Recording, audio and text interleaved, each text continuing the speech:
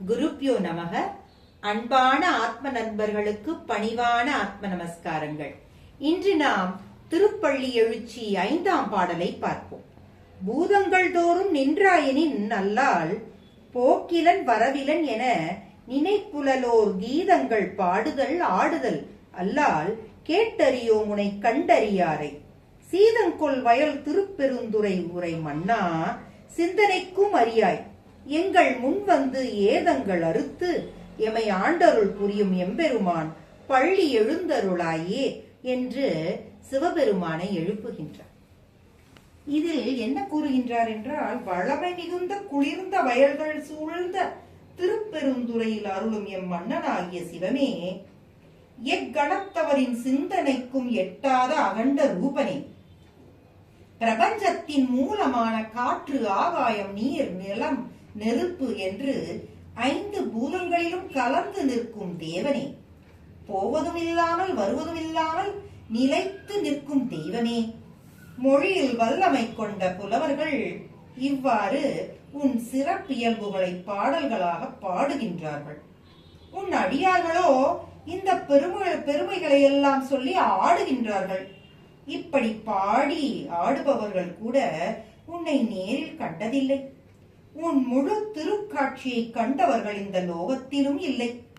சிந்திப்பதற்கும் காண்பதற்கும் இயலாத பெருவெளியே, நீ எளியோராகிய எங்கள் முன்பு தரிசனம் தந்து எங்கள் பாவங்களை எல்லாம் தீர்த்து வைக்க வேண்டும். அண்டமெங்கும் நிறைந்த மகாதேவனே, எங்களை பொறுத்து ஆட்கொள்ள வேண்டும் ஐயனே.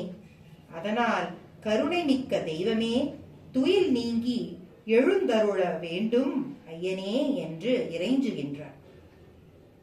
என்றும் நிரந்தரமான சிவம் நிர்குணன் என்ற ஒரு குணத்தோடு போற்றப்படுகின்றார். குணமில்லாததால் அவர் போக்கும் வரவும் இல்லாத தன்மையால் அவரே பரமசிவம் என்றும் போற்றப்படுகின்றார். அகண்ட வடிவம் கொண்ட எங்கள் சிவன் அன்பு கொண்டு அவர் தாளை பற்றி கொண்டால் எளிய வடிவாகி எழுந்தருளி ஆட்கொண்டு விடுவார் என்பது இந்த பாடலின் விளக்கம்.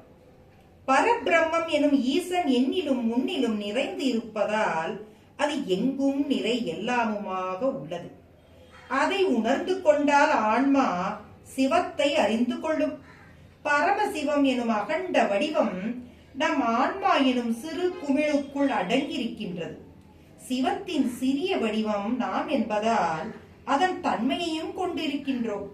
எப்போதும் நம்மை ஆண்டருளும் சிவனின் திருக்கடல்களை தவிர வேறு எதுவும் மோட்சம் கதியை தராது என்பதை நாம் அறிந்து கொண்டு நம் ஆன்மாவும் மனமும் விழித்து அவன் திருவடிகளை பற்றி கொள்ள ஏங்க வேண்டும். எனவே இந்த இனிய மார்கழி அதிகாலையில் இந்த நேரத்தில் எம்மை காக்கும் பொருட்டு எழுந்தருள வேண்டும் என்று அவர் வேண்டுகின்றார். ஆகையால் வாருங்கள், நாம் சிவபெருமானை அவன் நாமத்தை கூறி நம்மை காத்தருள வேண்டும் என்று இறைஞ்சுவோம். ஓம் நமச்சிவாய. கிருஷ்ணார்பணம்.